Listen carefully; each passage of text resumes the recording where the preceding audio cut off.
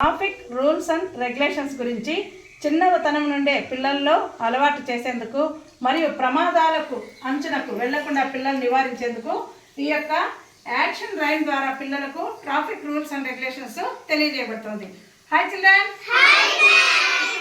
Traffic signals గురించి తెలుసుకున్నాం. ఒక rhyme, twinkle twinkle traffic light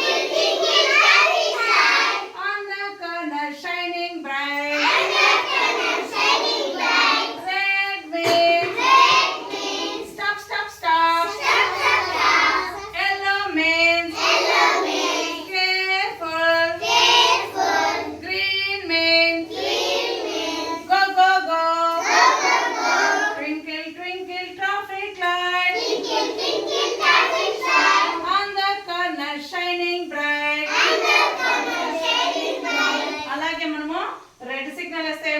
ఆగిపోవాలి. రెడ్ సిగ్నల్ అంటే ఏమి? డేంజర్, ప్రమాదము, వెళ్ళకూడదు అని అర్థం అనమాట.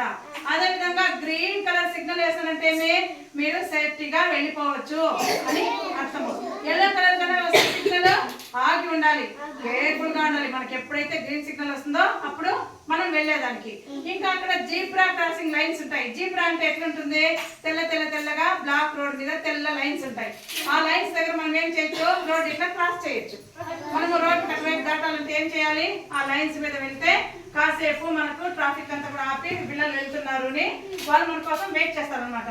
కాబట్టి ట్రాఫిక్ రూల్స్ అండ్ రెగ్యులేషన్స్ మీ ఇంట్లో మీ మమ్మీ మీ డాడీ వాళ్ళు చెప్పాలి.